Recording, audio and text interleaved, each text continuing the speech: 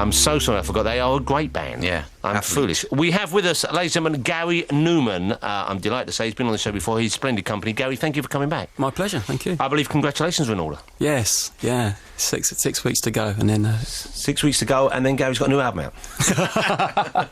No, baby girl. That's so lovely. Congratulations, that's wonderful. Do you know who the father is? No, not yet. Okay. 6 weeks and I'll find out. But your lovely wife is out there now. That's so. I'm so delighted for you. That'll be so lovely. Do you have names ready and stuff like that? Yeah, well, as far as I'm concerned, you know, Gemma has to go through so much, so she gets to choose, and she wants to choose Raven. So what a gentleman. Hey, that's a good gothy name for a child as well. Yeah. Raven's a lovely name. So Raven Numan. Yeah, or Raven Webb, but Webb's my real name. Raven Webb. So you're going to stick with Webb?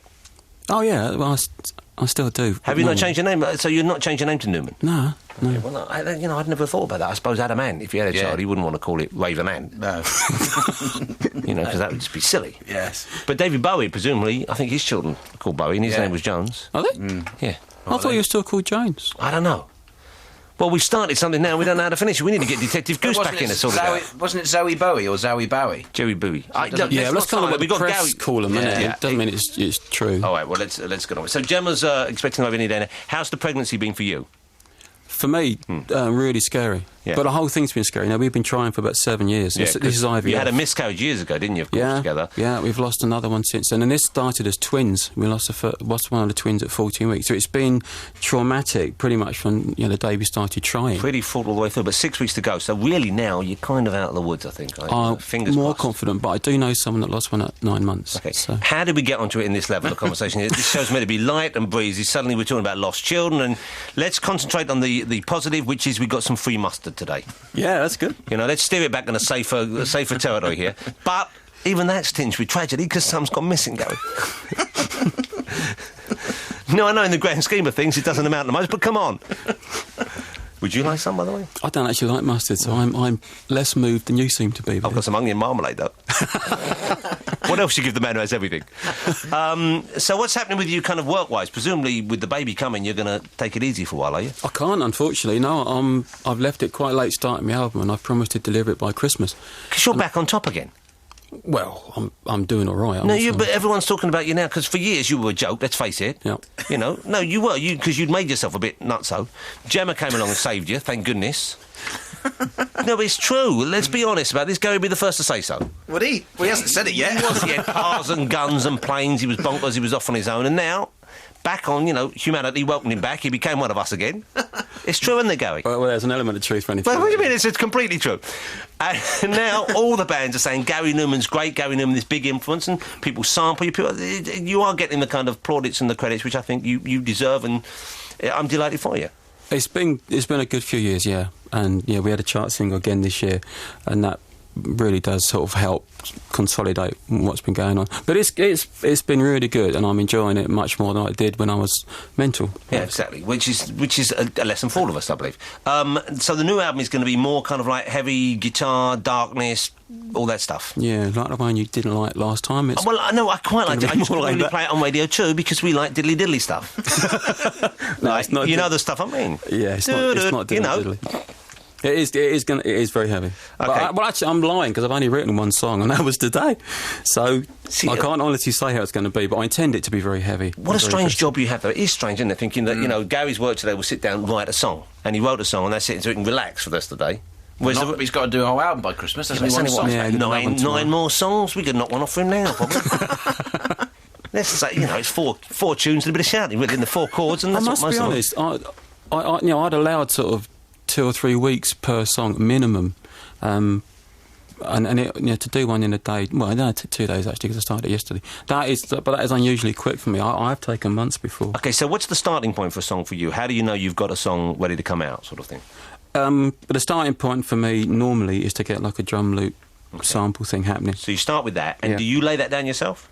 Oh, yeah, I've worked pretty much on my own until the final bit. So the drum loop that we've got for this song, which you haven't recorded yet, I guess, or you've worked out... Well, the way I work, because I work with Pro Tools, you kind of record as you go. So Pro Tools is a computer thing, yeah? Yeah, hard disk recording system. And so how's the drum beat go, roughly? Give us an idea. Well, it's actually about 3 all interlocked, so I can't really do it. Give us an idea of one of them. No, I can't do that. Boom, chicka boom, chicka boom. It's like that one, like Ruby Don't Take Your Love to Town. Pretty much. And then another one comes on and says, ba-ba-da-ba-da-ba-da-ba-da. This songwriting stuff is coming to me quite naturally. I can see your wife out there, Gemma, already. She's looking at me with the kind of eyes she normally looks at you with. My drum beats were a match for yours, Webb. Yeah. And so you record this, you kind of record what, a kind of demo-style version of this before you put it together with the band? Yeah, you do sort of bare-bone basics. Right. Your drum machine and a basic piano melody on top of that. But you are recording it to Pro Tools. So any of these things that you do, you can keep or get rid of as you progress, and then you just keep on adding more and more tracks to that and seeing what way it comes out. And how much more work would you do on a track like that? When you actually, I mean, do you know it's a finished thing? Do you think this is going to sound pretty much as it is now when I finally get to record it, or will the band bring elements to it that you don't have yourself? Well, I don't really use a band in the studio, to be honest. I do most of it on my own. And this album I'm working on with a man called Andy Gray, who will add his own elements to it as well. But it is difficult to know when it's finished, and that's one of the reasons that these things tend to take longer than you assume, because you just can't stop tweaking. Yeah, you know. But that's presumably why you have producers on board to say, no, leave it, it's as good as it's going to get, or that works, and then move on. Well, I sort of co-produce myself anyway, but producers can be just as bad. What really helps is when you've got a budget. Yeah. You run out of money, but of course I don't have that because I've got my own studio, so I can tweak till the cows come home. But you don't want to keep tweaking. You don't really, no, because you keep tweaking. It's hard not to. The problem with technology is there is so much choice. I mean, I must have more than 2,000 or 3,000 different snare drums, samples of snare drums. Yeah, but see, what one do you choose? But that is kind of silly, isn't it? You need, what, 3 probably? One, really. Yeah, we see, you need one. What, have you ever thought of simplifying your life? Well, you've got to find the one, haven't you? Well, just do it randomly. Oh, yeah, that'll work. I'll come round, blindfold me, spin me around the room, with the one I point at, that's the only one you're allowed to use for the rest of your career. It might actually work, strange enough. Trust me on this, Gary. No one's ever going to give you a review and say, I didn't like the snare drum on it. I had exactly that. I did. I had an album that got a bad review because you hated the snare drum. Hold on a second, though. Was this in, like, Drummer and Drummers Monthly or something? not Snare Drum Weekly. Proper people wouldn't notice a snare drum. Anal Weekly. Well, that's a different publication, I imagine. What are we going to play while Gary's here? Do we have something of Gary's out to play? No, I haven't got anything here. Well, what's that you're going to put on? That's not a Billy Fury track, is it? It is a Billy Fury track. That couldn't be more inappropriate. Because it's short, and I want you so you can keep talking to Gary. I want to play some Gary Numan now we got him in. Something dark and gloomy. I had an album called The Fury once, so Billy Fury's all right. Yeah, no, I know there is a connection. Okay, but, there you are. Right, well, let's put Billy Fury on. Billy Fury. I just want to point out, I do like Billy Fury. I just didn't know whether or not it would be right now, and I thought Gary might disapprove because the snare was wrong or something. I didn't even hear any drums on there. Were there drums on there? A little bit of a drum in the background, yeah. I don't know. Those old brush-type stick things they use on the drums. Do you ever write kind of like a sort of light-hearted ditties? Do you ever write stuff? Would you consider doing a children's album? No. And why would that be not? I don't enjoy writing that sort of thing. Yeah, but when you have a little baby... It might be different, yeah. Yeah, I think we're going to start. We'll have a Gary Numan's children's album in a couple of years. It's unlikely, but you never know. Apparently, it can really have a massive effect, can't it? Well, I think it's bound to mellow you a little bit, isn't it? Don't you think? I don't know. I don't know. You know, it might be that my sort of relationship with her is obviously very different to my relationship with other people, but I hope it doesn't change me in any other way. But I suppose, you don't have to be kind of, to do the kind of music you do, which is kind of, thumping and dark in its own way. Yeah. You don't necessarily have to be that way all the time in your own life. No, not at all. What's a nice day out for you, Gary? With you and Jem, what's a good fun day out for you? What do you do to unwind? Well, for me, I've got a boat, so I'll go out on a boat. But Gemma hates it, so it's not necessarily a good day if we're together. So, and when she hates it, what, she gets sick on the boat, or she just finds it boring? Bored, I think. Unless it's really, really blistering hot and she can sunbathe, she's not really enjoying. No, doesn't hate it. That's not. And this is like, it's not a rowboat or something. It's a boat with like an engine and stuff. Yeah, it's got an engine. Yeah. Rowboat. Well, it might be like a little dinghy type thing. People have that. They have a nice day out. Sandwiches and a beer. And we've done that. I've got a little dinghy as well. We went to Lake District and took a picnic out to one of the little islands on the dinghy. Yeah, a dinghy's cool, nice. Man. A dinghy's fun. There's nothing wrong with a dinghy. No. But a boat with an engine, that's fun. And this is a fast boat? No, I'm just sold one that was fast. So I've gone for a slow one this time. Because you used to like fast cars and planes and stuff, didn't you? Yeah.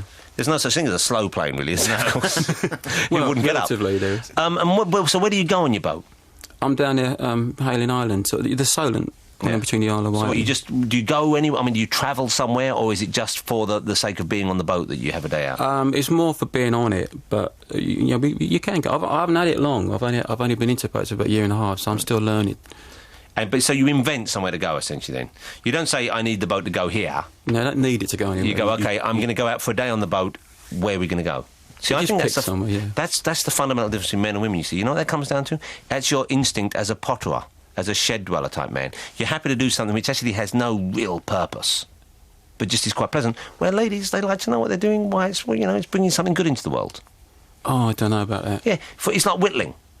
Who does that anymore? Well, not many women, but Not quite a many few men. men, because a man will sit down and whittle. It doesn't matter what's What going to about the endless looking through magazines that they do? What, women? Yeah, they buy sort of 4 or 5 magazines. Yeah, because they're looking every for week. things. They're looking all for have the same pictures in. They're nesting. So it is. Yeah, they're looking for things to And make the nest more comfortable. Pull stuff out and put it to one side and Yeah, because never use it. That's serving a good function. You see, whereas you on your boat, what are you doing? Nothing. Floating shed. Pottering. I'll pull up here for a minute. Kill a swan. Off we go. That's all he's doing. Well, not kill a swan, obviously. Maybe just tease Nudge it. Nudge it. Are there other kind of like boat dwellers that you're friendly with? Is there kind of a boating community that you're now part of? No. Well, there probably is, but not that I'm part of. It will happen though, you know. I'm too new to it, I guess. But presumably, I mean, you're dressed in kind of like casual gear today, but you don't put, the dark clothes on for the boating. You don't go down with the kind of the heavier gear on. No. Because you'd sink, wouldn't you? Last time he came, he had boots on. They weighed a ton. They were like metal reinforced, weren't they? Yeah, they were. Yeah. Where'd you get them from? In Camden, actually, just at the front. I almost put a penny in your top. I thought it was like that thing you used to find outside shops, and it seriously looked like calipers. No, it's true. You can't dance with them. Gary, it's always nice to have you on. I wish you the best with the baby. I'm so delighted for you. It's such a lovely thing. And I'm so delighted for Gemma as well, because I've only met you once or twice, but they're such a nice couple, aren't they? Yes. Really are. And I'm really, seriously, and I'm genuinely thrilled for you. When the album comes out, regardless of the fact that we probably won't be playing it much on Radio 2, I would like you to come back in, we'll discuss snare drums or whatever you want, and we'll play at least one track from it. All right. Try and write one with us in mind. I'll do a gentle one, yeah. Try and do one which is, a boating one would be nice. Which isn't about the devil, something you can play on a Saturday morning. But best of luck with the baby. It's such good news, and I wish you well. So nice to have you in again. Thanks for coming in. My pleasure. We have time for more music? No, you're going to have to say goodbye. We just got to go now. That's it. That's it. 88 to 91 FM, this is Radio 2 from the BBC.